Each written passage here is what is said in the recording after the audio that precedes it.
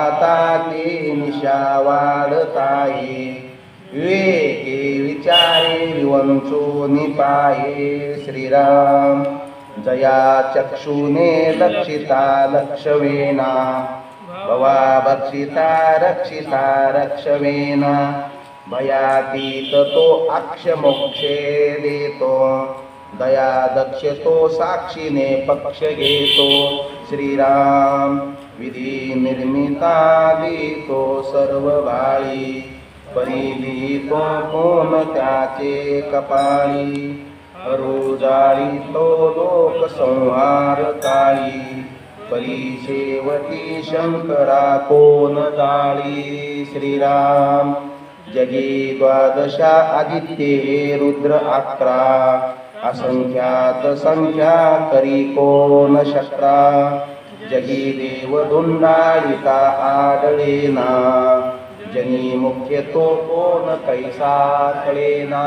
श्रीराम फुटेना फुटेना कदा देवराना, चळेना ढळेना कदा दैन्यवाना. कळेना कळेना कदा लोचनासी, वसेना दिसेना जनिमीपनासी.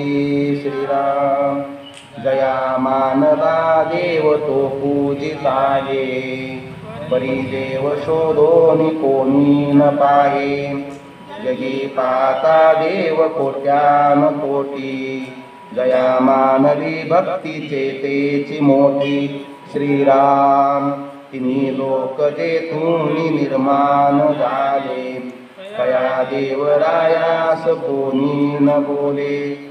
जगी थोरला देव तो चोरलासे, गुरुविन तो सर्वथाही न दिसे. श्रीराम गुरु पाहता पाहता लक्ष कोटी, बहुसाल मंत्रावळी शक्ती मोठी. मनी कामना चेतके दात माता, जनी व्यर्थ रे तो नव्हे मुक्तिदाता.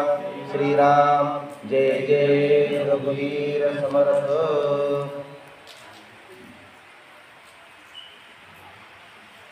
जनस्तथा आराध्य दैवतं रघुनंदनः, गणेश शारदा सद्गुरु संत सज्जन कुळेश्वरो. सर्व ये माझा रघुवीरू सद्गुरु रूपे. श्रीराम माझे आराध्य दैवत, परम गुह्य गुह्यातीत, गुह्यपणाची मात न चले जेते.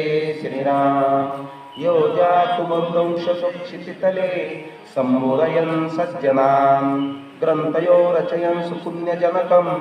श्रीदास बोधाभिधं यत्कीर्त्या पठनेन सर्वविदुषां, स्वान्तभारी सदा सोऽयं मुक्तिकरक्षितो विजयते. श्रीरामदासो गुरुः मला वाटते अंतरी त्वा वसावे.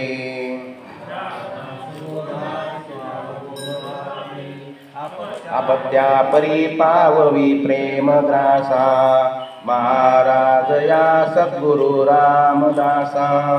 ब्रह्मानंदं परमसुखदं केवलं ज्ञानमूर्तिं, द्वन्द्वातीतं गगनसदृशं तत्त्वमस्यादिलक्ष्यम्. एकं नित्यं विमलमचलं सर्वदि साक्षिभूतं, भावातीतं त्रिगुणरहितं सद्गुरुं तं नमामि. गुरुर्ब्रह्मा गुरुर्विष्णु गुरुर्देवो महेश्वरा, गुरुर्साक्षात् परब्रह्म तस्मै श्री गुरवे नमः. अनितां प्रियतां देवो भगवान् जानकीपति, श्रीरामचन्द्र पूर्वेशाम् अस्माकं कुलदैवतं. श्रोता वक्ता श्रीराम समर्थ. जय जय रघुवीर समर्थ. तरिका दिसते याचे उत्तर देते, सावध ऐका श्रीराम. देखी देते सत्तेची मानावी, हे ज्ञात्याचे देखणे नव्हे.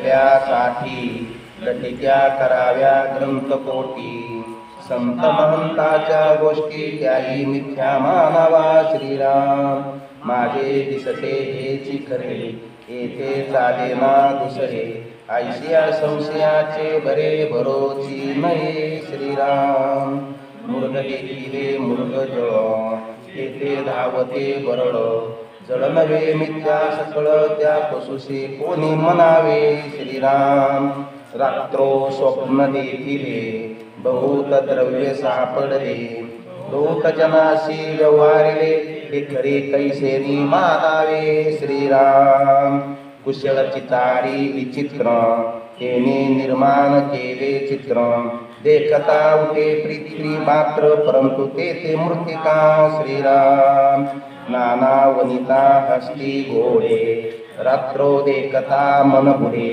दिवस पाहता काकडे कांटाळवाणी श्रीराम काष्टी पाशाणी पुतळ्या नाना ठकारे निर्मिल्या परम सुंदर वाटल्या परंतु ते पाषाण श्रीराम नाना गोपरी पुतळे असती वक्रांगे वक्रदृष्टी पाहती लागवले कथा बरे वृत्ती परंतु ते त्रिभाग श्रीराम खेळता नेटते दशावतारी तेथे यती सुंदर नारी नेत्र मोडते कळा कुसरे परंतु अवघे दटिंगन श्रीराम सृष्टी बहुरंगी असते बहुरूपाचे हे कृत्य तुझ वाटे दृश्य सत्य परिये जाना विद्या श्रीराम मिथ्या साचा सारिखे देखिले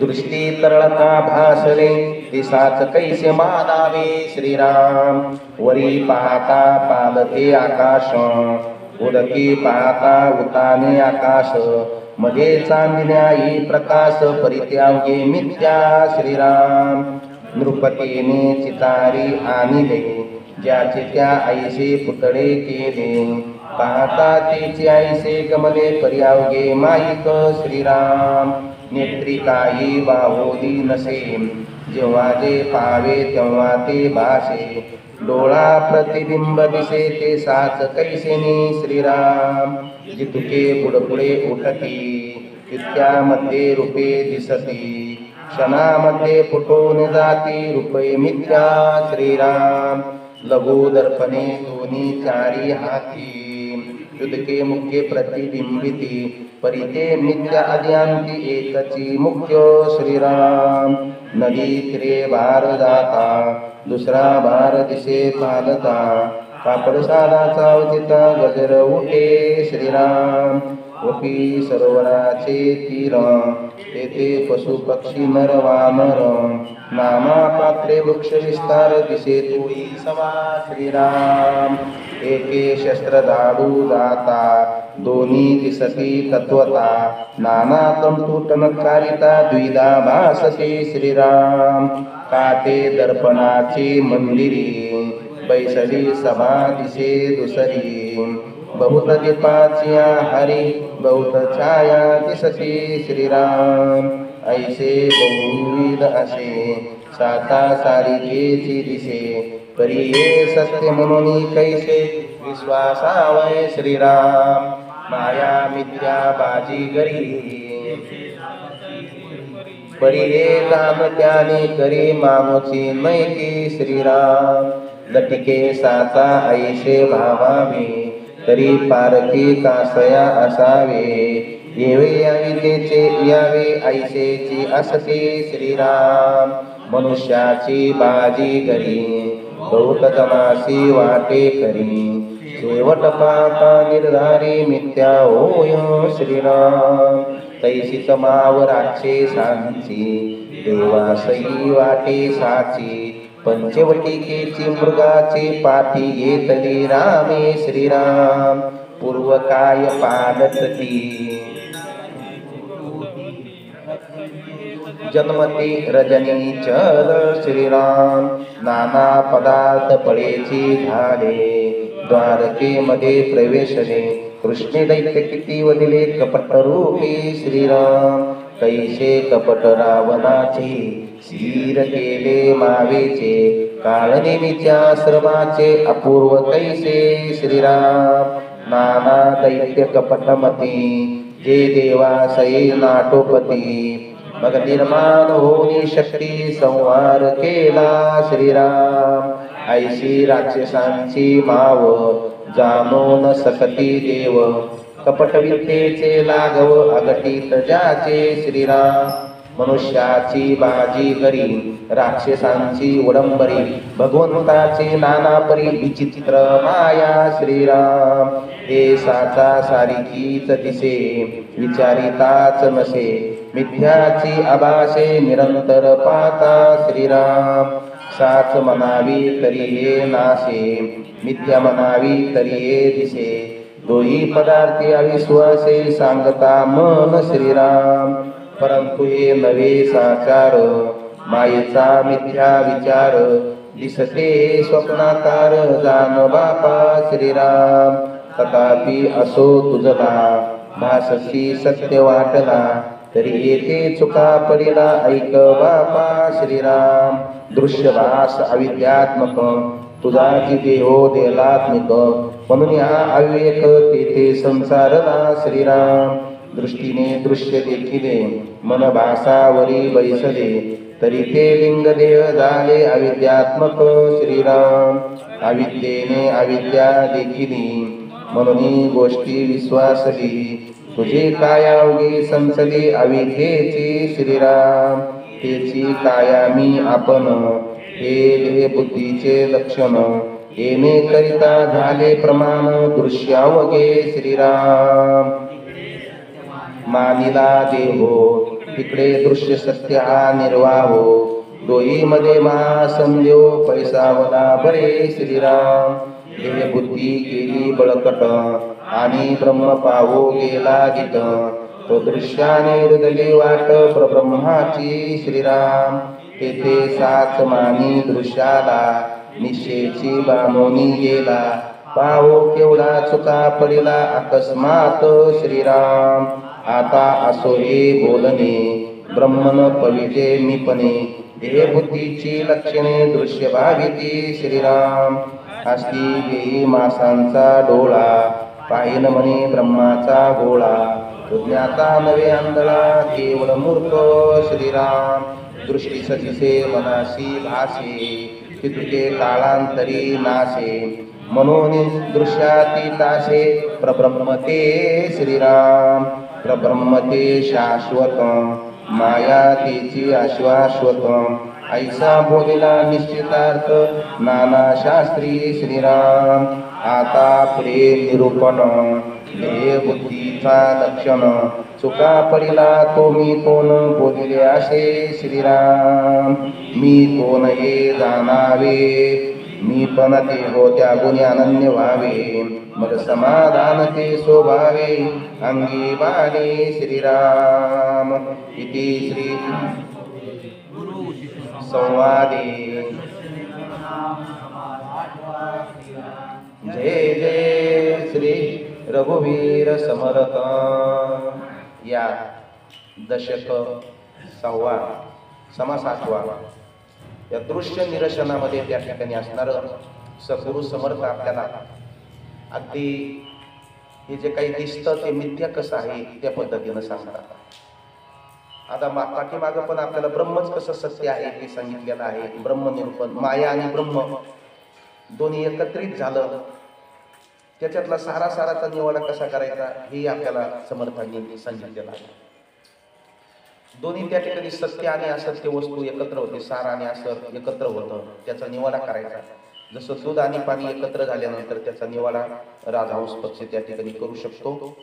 भूस आणि बीज एकत्र झाल्यानंतर शेतकरी त्या ठिकाणी म्हणल्यानंतर भूस बाजूला जातं आणि खाली धान्य पडतं. हा काय आहे तर साराचा त्या ठिकाणी विचार आहे. साराचा विचार कशाने त्या ठिकाणी होतो तर तो ज्ञानाने होत असतो विवेकाने होत असतो तत्व विवेचनाने ते होत असतो. त्याला तत्व पदार्थ शोधन असं म्हणतात. त्या ठिकाणी आपण सद्गुरूकडे गेल्यानंतर सद्गुरू आपल्याला तत्व पदार्थ शोधनाचं ज्ञान देतात त्याला सारा विचार म्हणतात. म्हणजे माया ब्रह्म एकत्रित झालेलं ते वेगळं कसं करायचं हेही आपल्याला दाखवून दिलेलं आहे. नंतर ब्रह्मनिरूपण हेही आपल्याला सांगितलेलं आहे. ब्रह्म कसं सत्य आहे, बाकी कसं मिथ्य आहे हेही सांगितलं. तर शिष्याने त्या ठिकाणी असणारा प्रश्न निर्माण केला आणि म्हणले दिसतंय त्याची वाट काय लावायची. आपण कालच्या समासामध्ये सुंदर असणारा तो विषय पाहिलेला आहे. मग तर म्हटले तुम्ही जगत जर मिथ्य म्हणत असतात तर त्या ठिकाणी देवानी काही संतांनी या जगताला देव मानलेलं आहे. काही काही ठिकाणी काही काही वस्तूला देव मानलेलं आहे. ग्रंथराज श्रीमद भगवद्गीतेमध्ये सांगत असताना 10व्या अध्यायामध्ये विभूती योग सांगितला. त्याच्यात तर बरेच जण देव मानलेले आहेत. पिंपळाला देव मानला, तुमच्या गरुडाला देव मानला, नंदिकेश्वराला त्या ठिकाणी देव मानलेला आहे. आणि 75 विभूती नराला त्या ठिकाणी राजाला देवाची विभूती मानलेली आहे. अशा बऱ्याच देवाची विभूती मानली. याचं काय करायचं. तर काल आपण त्याचं उत्तर पण पाहिलेलं आहे. त्याच्यावरून आपल्याला ब्रह्मत्वाची भावना करायची म्हणून त्यांना देव मानलेला आहे. वास्तविक ते पण परब्रह्माच्या स्वरूपाच्या ते पण काय आहे तर ते अलीकडच आहे, अलीकडची पायरी आहे. ते पण मिथ्य आहे. एकदा ब्रह्म कळल्यानंतर मिथ्य आहे. नंतर त्या ठिकाणी असणारा शिष्यांनी सांगितलं म्हणजे दिसतंय याचं काय करायचं. तर चक्षुर्वै सत्यम एक वर्ग जगामध्ये अशा पद्धतीचा आहे, एक शास्त्रकार अशा पद्धतीचा आहे, जे जे दृष्ट आहे ते खरं आणि जे दृष्टीला दिसत नाही ते खोटं. जे दिसतच नाही त्याला खरं कसं म्हणायचं. अशा पद्धतीने असणारा एक काही शास्त्रकारांचा वर्ग आहे. चक्षुर्वै सत्यम त्याचा सिद्धांत आहे चक्षुर्वै सत्यम. जे आमच्या डोळ्याला दिसत तेच सत्य आणि जे दिसणार नाही ते सत्य नाही. त्याचा विषय तर समर्थाने बऱ्या फरकाने आपल्याला सांगितलेलं आहे. वारा आपल्याला डोळ्याला दिसतो का. वारा नाही का आहे. दुधातलं तूप आपल्याला डोळ्याला दिसतंय का. तूप नाही का आहे. तारातली लाईट आपल्याला डोळ्याला दिसते का. त्याच्यामध्ये लाईट नाही का आहे. चक्षुर्वै सत्य म्हणजे कसं काय आहे. तर त्या ठिकाणी आता कोरोना झाला. कोरोनाचे जे काही सूक्ष्म जंतू होते ते आपल्याला दिसत होते का. मग कोरोना नव्हता का. जंतू डोळ्याने दिसले का आपल्याला नाही. पण सूक्ष्म जंतूंनी संपूर्ण जग बंद पाळलं का नाही. पाळलं. दिसत नव्हते पण बंद पाळलं. म्हणजे जे जे दिसत नाही ते नाही असं नाही आणि जे जे दिसतंय ते खरंच आहे असंही नाही. काही गोष्ट जगातल्या जग दिसतंय म्हणजे ती खरं नाही. मग दिसतंय त्याची वाट काय लावण्याची. हे खरं नाही तर मग दिसतंय कसं आणि दिसतंय तर मग खरं नाही कसं. नाही का. महत्वाचा मुद्दा आहे का. जर हे दिसतंय तर ते खरं नाही कसं आणि खरं नाही तर मग दिसतंय कसं. नाही का नाही. मग याची वाट काय करायची. तर त्या ठिकाणी समर्थ आपल्याला सांगतात बरोबर आहे. श्रोत्यांनी चांगला प्रश्न पुसला विचारला बरोबर आहे. दृश्य मिथ्या तरी का दिसते. जर हे जगत मिथ्य आहे तर मग ते दृष्टीला दिसतंय कसं. व्यवहार चाललाय कसा. याचे उत्तर बोली देते सावध ऐका. सद्गुरु समर्थ आपल्याला त्याचं उत्तर सांगतात ते सावधतेने ऐका म्हणतात. देखील ते सत्तेची मानावे हे ज्ञातेचे देखणे नव्हे. जडमुळा ज्ञाने जीवे सत्य मानिजे. जे दिसलंय ते सत्यच मानणं हे शहाणपणाचं लक्षण नाही. हे ज्ञानाचं लक्षण नाही. ते अज्ञानाचं लक्षण आहे. जडमूळ जे आहे ज्यांना ज्ञान नाही ते पाहिलं ते सत्य मानतात. बघा म्हणजे ऐका देखिल्यासाठी लक्ष्या कराव्या ग्रंथ पोटी. माझे दिसते हेची खरे येथे चालेना दुसरे. ऐशिया संशयाचे बरे बरोची नेते. मला जे दिसतंय तेच खरं आणि जे दिसत नाही ते खोटं असं जर म्हटलं तर मृग जळाची नदी आपल्याला दिसत असते. उन्हाळ्यामध्ये नांगरलेली जमीन आहे आणि प्रखर त्या ठिकाणी सूर्याचं तेज आहे. ऊन पडलेलं आहे. अशा नांगरलेल्या जमिनीमध्ये सूर्याच्या तेजाने प्रखर असणाऱ्या तेजाने त्या ठिकाणी ते झाळ्या निर्माण होतात. आपण त्याला काय म्हणतो झाळ्या म्हणतो. मग त्या शेतामध्ये म्हणा रोडला म्हणा त्या तेजामुळे प्रखर असणाऱ्या त्या जमिनीमुळे त्या तेजामुळे त्या झाळ्या होतात. पण त्या असणाऱ्या त्या काही उन्हाळ्यातल्या जे काही मृगजळाच्या झाळ्या येतात ते आपल्याला नितळ नदीच्या पाण्यासारखे दिसतात. आणि मग आपल्याला असं वाटतं नितळ नदीचं पाणीच व्हायला लागलं माझ्या शेतात. नदीच आली का काय काय नाही का नाही. ज्ञानोबा यांनी दृष्टांत दिला. उन्हाळ्याचे दिवस होते. सूर्य त्या ठिकाणी असणारा वैशाखाचा महिना होता. जमीन नांगरलेली होती. प्रखर सूर्याचे किरण पडलेले होते आणि त्या जमीन तापल्यामुळे त्याच्यामधून काय झालं होतं ते उष्णता म्हणजे झाळ्या निर्माण झाल्या आणि ते झाळ्या अशा दिसू लागल्या. तो माणूस शेतामध्ये गेल्यानंतर त्याला शेतातून ती मुर्गजळाची नदीच दिसली. त्या झळ्या पाण्यासारख्या, नितळ पाण्यासारख्या वाहताना दिसल्या. त्याला वाटलं बाबा बरं झालं म्हणलं आपल्या शेतातून तर म्हणलं ही पाण्याची नदी आली म्हणलं. आणि नदी आली म्हटल्यानंतर म्हणलं आता आपल्याला विहीर खांदायची गरज नाही, बाकी काही करायची गरज नाही. म्हणून आता आपण ऊस लावायला काही हरकत नाही. लगेच त्या ठिकाणी तो परतूरला गेला. 10ची मोटर आणली, पाईप आणले पाईपलाईन करण्याकरता, सगळं साहित्य आलं आणि घेऊन आला. घेऊन येता येता येता संध्याकाळ झाली आणि तो टेम्पो डायरेक्ट कुठं गेला, शेतामध्ये गेला. आणि मग त्या ठिकाणी ते मोटर बसवणारा म्हणला कुठं बसायचं, म्हणला इथं नदीवर बसायचं, आपल्या शेतात नदी आली म्हणला, नदीवर बसायचं. संध्याकाळच्या टायमाला तिथं गेल्यानंतर नुसतं खाली नुसतं नांगर गेली जमीन, नदी कुठे म्हणजे इथंच होती, वाहत होती इथंच नदी. आता गेली कुठं, दुपारा मी पाहिलं म्हणजे नितळ छान पण वाहत होतो, नितळ छान. आणि मग मग आता वेळ जाईल, पटकन मोटर आणून मोटर सुरू करा म्हणून तसंच मागं पळत होतो. किंवा माणूस म्हणला भल्या माणसं मग हातपाय तरी धुवायचे त्याच्यामध्ये, पाणी प्यायचं, हातपाय धुवायचे. किंवा म्हणला हो ना हो, दुपारा माझ्या डोळ्यांनी पाहिली, म्हणला डोळ्यांनी पाहिली, असं कसं तुम्ही खोटं म्हणता. नाही नाही तुम्हाला काय म्हणजे असं थोड्या गोळ्या गिळ्या सुरू असतात. नाही नाही म्हणलं आपल्या डोळ्यांनी पाहिजे म्हणलं, ती नदी होती म्हणला. आणि मग बाकीचे लोक म्हणजे नदी होती तर निदान मग ओलं तरी व्हायला पाहिजे. आपण जर ते पाणी पोर येऊन आटून गेलं म्हणलं तरी ओलं पाहिजे, काहीच नाही.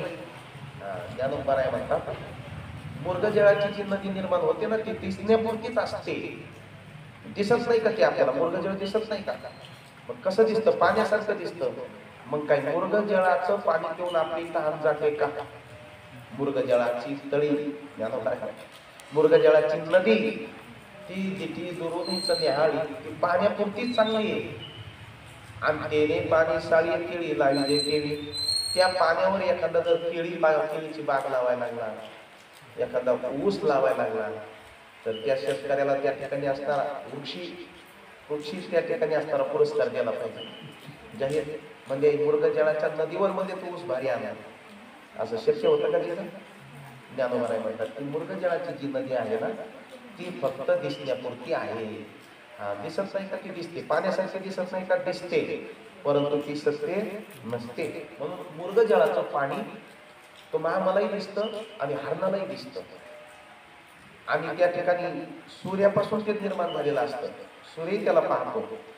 पण हरणाने पाहिल्यानंतर हरण ते पाणी म्हणून पिण्याकरता त्याच्या पाठीमागं पळतो.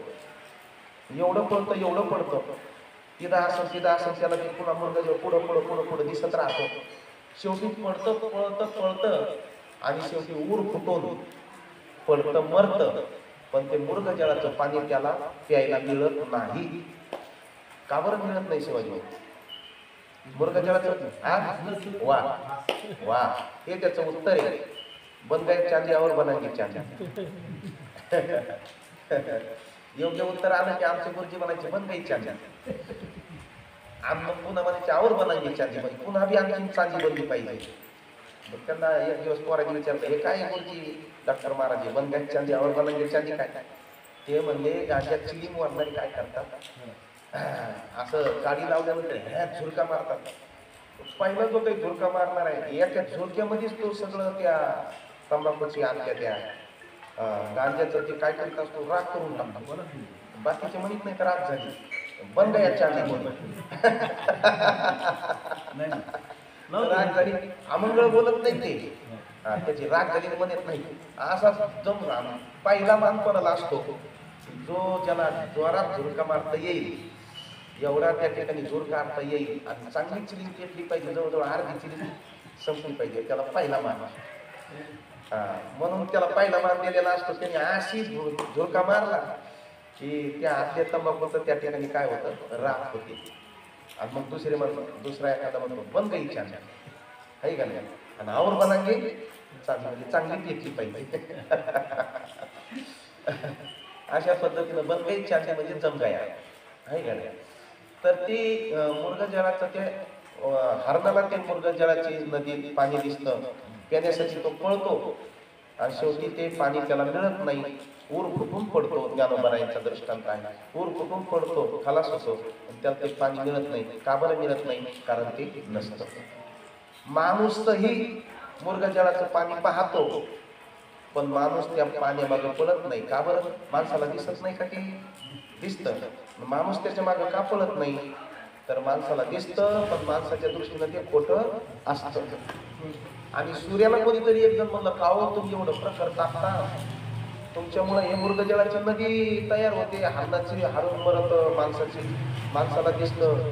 काय तुम्हाला काय दिसतं का नाही? ते सूर्य म्हणला, मला दिसतही नाही आणि माझ्या दृष्टीनं ते काहीच नाही. सूर्याच्या दृष्टीनं मुर्गजळ झालं काय नाही झालं काय, त्याला त्याचं काही थांग पत्ता नाही. माणसाच्या दृष्टीनं दिसतं, पण ते सत्य नाही. आणि हरणाच्या दृष्टीनं दिसतं सत्य, म्हणून हरण उड करून मरतं.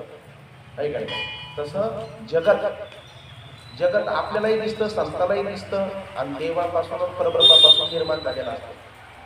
आपल्याला दिसतं म्हणून आपण जगताच्या पाठीमागं पळतो, असं करायचं तसं करायचं, हे झालं ते झालं ते झालं ते झालं, शेवटी मरतो, पण हाताला काही येत नाही. आपण हरणाच्या ठिकाणी येतात. आपल्याला दिसतं, आपण ते खरं मानतो, आणि खरं मानून या विषयाभासाच्या पाठीमागं पळत राहतो. आणि शेवटी पळता पळता त्याला प्राप्त करता करता पळता पळता त्याच्यापासून सुख मिळवता त्याला पासून तृप्ती मिळवण्याकरता, समाधान मिळवण्याकरता करता शेवटी आपण मरतो. पण काही समाधान मिळत, काही सुख मिळत, शांती मिळत नाही. म्हणून सर्व सुखाच्या क्षणैक हिंडता दिशा माया यष्टीला जीव माझा. समाधान मिळलंच नाही, कारण आपण आहे मुर्ग हरणाच्या ठिकाणी, संत माणसाच्या ठिकाणी. म्हणून माणूस जसं मुर्गजळ पाहतो, पण त्याच्या पाठीमागे पळत नाही, कारण त्याला दिसत नाही असं नाही. दिसतंय पण ते खोटंय. संतांना जगत दिसत नाही का? दिसतंय, पण संत म्हणतात नाही दिसतंय पण खोटं आहे, हे शाश्वत नाही, क्षणिक आहे, याचा काही भरवसा नाही मुर्गजळा पद्धतीने. म्हणून संत त्याच्या पाठीमागं धावत नाही. आणि देवाच्या परब्रह्माच्या दृष्टीनं देव म्हणतो, माझ्या सत्तेवर मायेने जगत निर्माण केलं असं, मला त्याचं काही घेणं देणं नाही. तो परब्रह्म आहे ना, ते सूर्याच्या ठिकाणी, संत माणसाच्या ठिकाणी, आणि तुम्ही आम्ही अज्ञानी जीव हरणाच्या ठिकाणी. आणि म्हणून समर्थ आपल्याला समजावून सांगतात, जी गोष्ट दिसते ती खरंच असते असं नाही. मुर्गजळ दिसतं, पण त्याच्यावर आपल्याला ऊस साळी केळी लावता येणार नाही. रात्री दृष्टांत आपल्याला समजण्याकरता समर्थ सांगतात, रात्रो स्वप्न देखिले बहुत द्रव्य सापडले, बहुत जनासी व्यवहारे ते खरे कैसेनी मानावे. आपल्याला स्वप्न पडतंय का नाही? प्रत्येकाला स्वप्न पडतं. काय काय स्वप्न पडतं? ज्याच्या त्याच्या चिंतनाप्रमाणे पडत असतं. कोणाला त्या ठिकाणी असतं काय चिंतन असं, काय चिंतन असं, ऐका नाही. टेलर हसायला लागले, तुम्हाला कोणतं स्वप्न पडतं? नातीचं आहे का नाही? नाती ती स्वप्नात गुलू गुलू बोलते, बाबा बाबा कपडे म्हणून आज काय केले. बरोबर आहे, पण नाही पडत ना सारखा. त्यांनी जर ध्यास घेतला, ज्ञानोबरायांचं प्रमाण आहे आपल्याला, ऐका नाही. जे मनी वसे ते स्वप्नी दिसे, ऐका नाही. जागता जो वाशिजे मनी भावना भाविजे, आणि डोळा लागत ठेवले की जे तिची स्वप्न. जागृतीमध्ये जी भावना भावली, ज्याचं चिंतन केलं, झोपलं की ते स्वप्नात आलं, आहे का नाही? असं स्वप्न प्रत्येकाला दिसतं, पण कोणाचं खरं, कोणाचं खोटं, कोणाचं चांगलं, कोणाचं हे, आहे का नाही? ते मला आता लय ध्यानात नाही यायचं, पण ते दृष्टांत आहे ना. तिघ जण मित्र होते, त्यांनी खीर केली, आणि पण खायची कोणी? खीर तर जरा कमी झाली होती, यायची तर भूक, यायचा तर आहार मोठा होता. आणि मग एक मुसलमानाचा, एक मराठ्याचा, आणि त्या ठिकाणी एक असा कोणाचा तरी जैनाचा का काय होता. तिघ जण मित्र म्हणले, काय करा, झोपा, आणि झोपल्यानंतर ज्याला चांगलं स्वप्न पडेल त्यांनी खीर खायची म्हणले. त्या ठिकाणी असणारे ते सगळे झोपले, आणि झोपल्यानंतर मग उठले, आणि उठल्यानंतर म्हणजे सांगा चांगलं स्वप्न. तर त्या एक म्हणायला लागला, किंवा जैनाचा म्हणायला लागला, माझ्या स्वप्नामध्ये म्हणजे आमचे दिगंबर जैन आले, त्यांनी मला अनुग्रह दिला वगैरे असं तसं. ते म्हणजे वा मस्त आहे. पण दुसरा म्हणला, मुसलमान म्हणला, अल्ला आला वगैरे, मी नमाज पाळला, हे केला, आणि अल्लाचा मला काय झालेलं आहे म्हणजे कृपा झालेली म्हणजे बरं आहे. तिसरा जो होता तो मनुक्याचा होता, त्या ठिकाणी असणार जरा होता, जरा दिली जरा. तर त्यांनी त्या ठिकाणी सांगितलं, म्हणजे मला स्वप्न पडलं, माझ्या स्वप्नात आपले हनुमंतराय आले, आणि त्यांनी मला उठिलं, गदा घेतली, उठ म्हणजे उठलो. गदा उगारली, मी घाबरलो. म्हणजे गदा डोक्यात झाली, म्हणलं कामून कामून केलेली खीर खाऊन टाक म्हणजे तशी वर आहे.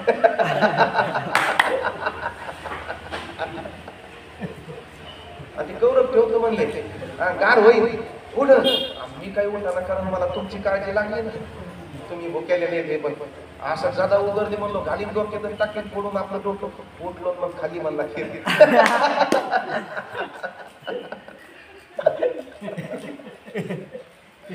मग हे उठून गेले पाटील तर काय नुसतं झाकण लावलेलं का आई पाटील परवडून पोसून परवडून पोसून खीर खाल्ली त्याने.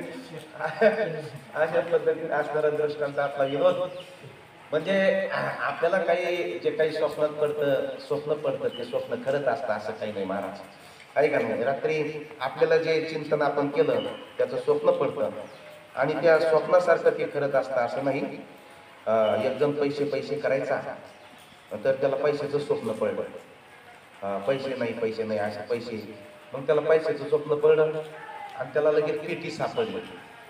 किती पेटी सापडली? 1,00,000 रुपयाची पैशाची पेटी सापडली. त्याला आनंद झाला, त्याने लगेच मोजायला सुरुवात केली, आहे का नाही. तसं पाकिट भरल्यानंतर इकडे आलं की लगेच महाराज गाडी बसल्या लगेच पहिल्यांदा ते पाकिट. मी नाही तसं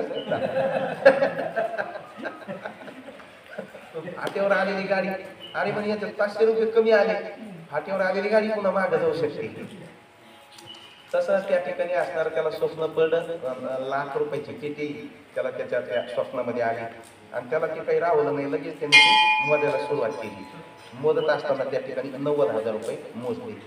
पण सकाळ झाली होती, त्याला पहिल्याच गाडीनं कुठंतरी जालन्याला वगैरे जायचं होतं, बायकोला सांगून ठेवलं होतं सकाळी मला लवकर उठू, आणि म्हणून त्या ठिकाणी गोड स्वप्न पडत होतं पैशाचं. सकाळी लगेच बायकोनं गोधडी वळली, उठा म्हणून तुम्हाला ती गाडी जायचं ना, मग गाडी उठलं आणि लगेच त्याला जाग आल्याबरोबर त्याची तळपायची आत्मास एक खबरीत मारली बायकोची.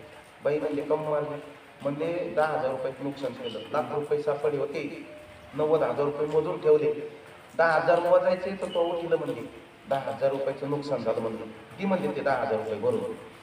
ती म्हणजे आता याला हे तर गोधडीतच झोपलेलं आहे आणि यांनी कुठून पैसे आले आणि कसे काय मोजले.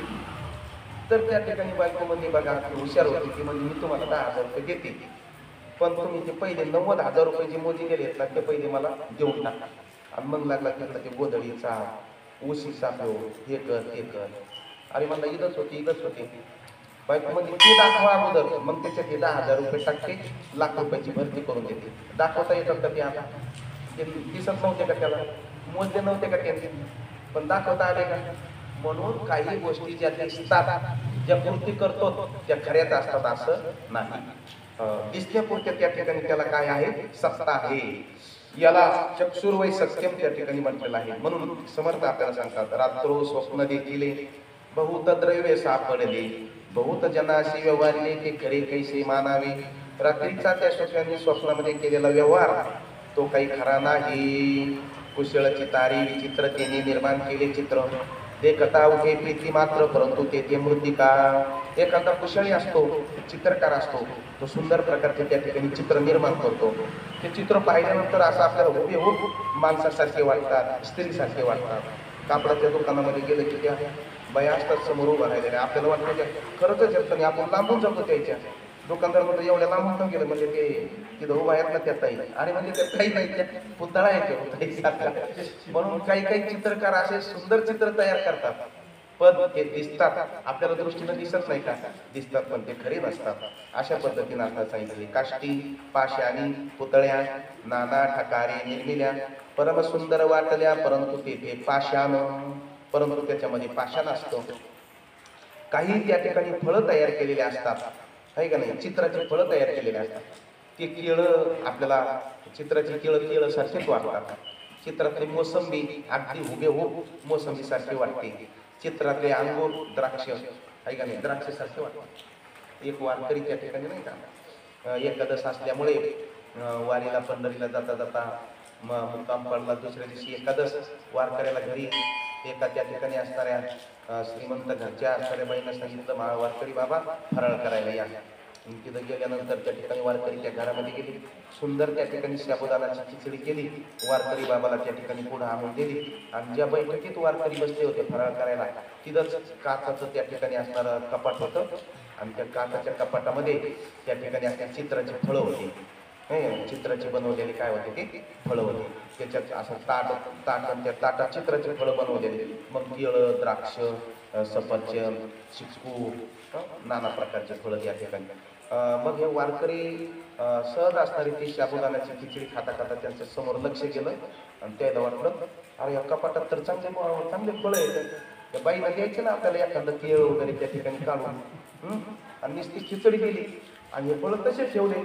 त्याला वाटलं आता देईन मग देईन, आता देईन मग देईन. पण ती खिचडीच आणून वाढीत होती. ही काही फळं घ्या, काही फळं कपाट तिनं काही उघड नाही. याला वाटलं विसरून राहिली असं ध्यान नसेल तिला जरा. आणि म्हणून याला वाटलं आपण द्या बाई, त्या कपाटामध्ये त्या ठिकाणी ती फळं आणून ठेवलेली खराब होते ना ती फळं, आहे का नाही. तुम्ही मला 2-3 दिले असते जमले असते. चिक्कू आहे म्हणजे त्याच्या, तुम्ही चिक्कूपणा कम करायला लागलात, मला द्यायचं असता एखादा. महाराज त्या बाईला कपाटाकडे पाहिलं आणि हसले ते. आणि त्यांनी सांगितलं, वारकरी बाबा त्या फळाकडे पाहायचं, खिचडी खायची. काय म्हणली ती बाई, त्या फळाकडे पाहायचं आणि खिचडी खायची. म्हणजे असं कसं ते म्हणे ते तसंच आहे. कारण ते फळ काही खरे ते खोटे येतं, ते चित्राचे येतं, ते मातीचे बनवलेले येतं. त्याच्यामध्ये ओलू नाही म्हणून शेण घातलेलं आहे, ते मातीचे बनवलेले आणि वरून त्याला फळाचा आकार दिलेला आहे. देऊ का तुम्हाला 2-3 लग्न दिसत नव्हते का ते फळासारखे दिसत होते, पण आतमध्ये मात्र काय होतं, त्याच्या शेण होतं, आतमध्ये चिखल होता. तसं हे जगत त्या ठिकाणी असणारी सुंदर आपल्याला दिसतं, पण ते काही खरं नसतं. आतमध्ये त्या ठिकाणी काय असतं, सगळं मिथ्या त्या ठिकाणी जगताचा भास असतो. आणि म्हणून समर्थ आपल्याला सांगतात, सृष्टी दिसण्यापुरतीच तिला सत्ता आहे, दिसते म्हणून ती खरी नाही. आणि त्या ठिकाणी काही गोष्टी दिसत नाही म्हणून त्या नाही असं नाही. दिसते मग दिसते त्याची वाट काय करायची, तर ती फक्त प्रतीतीपुरती सत्र त्याला म्हणायचं. अनिर्वचनीय मिथ्यात्वम अशा पद्धतीने सांगितलेलं आहे. म्हणून म्हणतात आपण आरशामध्ये तोंड पाहिल्यानंतर आरशाचे तोंड दिसतंय, पण ते आरशातलं खरं नसतंय, तेच खरं त्या ठिकाणी असतंय. बाजीगराची विद्या आहे समर्थ म्हणतात. तो जो बाजीगर आहे तो जादूगर आहे. छू छू छू छू छू छू म्हणून त्या ठिकाणी पैसे काढतो, पेढे काढतो, पण ते दिसतात आपल्याला, पण ते खरे नसतात. तशी ही मायेचं जे काही असणारं जगत निर्माण केलेलं आहे ना, ही बाजीगराची विद्या आहे. ते फक्त म्हणजे त्या ठिकाणी भासमान आहे. मनुष्याची बाजीगर, राक्षसांची वडंबरी, भगवंताची नाना परी विचित्र माया. राक्षस मायवी त्या ठिकाणी जगत निर्माण करतात. सीतेला नेण्याकरता मायवी वेश धारण केला त्या मारीच मामाने. कोणाचा? हरणाचा, सोन्याच्या हरणाचा. आणि सोन्याचं हरण दिसू लागलं. रामाला दिसलं, सीतेला दिसलं, म्हणजे तेवढी चोळी सोडा. चोळी त्या ठिकाणी शिवा म्हणले त्याचे. प्रभू राम म्हणले, आगतीत घटना कधी घडणार नाही, सोन्याचं हरण कधी झालं नाही आणि पुढं होणार नाही. जे तुला दिसतंय ना हे काहीतरी बाजीगरी असणार म्हणजे राक्षसांची. नाही म्हणजे खरंच म्हणजे तेवढी. आणि गेले तर अनर्थ घालला, कारण ते हरण कसं होतं, खोटं होतं. आणि म्हणून वाट्याच्या मागं गेलं की काय होतं, अनर्थ होतं. म्हणून जगत खोटं आहे, जगताच्या मागं गेला की आपण अनर्थ झाला म्हणून समजा. म्हणून दिसतंय तेवढं सत्य नाही. काही गोष्टी दिसत्या त्या फक्त मिथ्या असतात, त्या बाजीगरी असतात, जादूगरी असतात, त्या स्वप्नासारख्या त्या ठिकाणी असतात, मृगजळाप्रमाणे त्या असतात. दिसत्यात म्हणून त्याला खरी सत्ता नसते. दृष्टीने दृश्य देखिले, मन भासावरी भासले, तरी ते लिंग देह झाले अविद्यात्मक.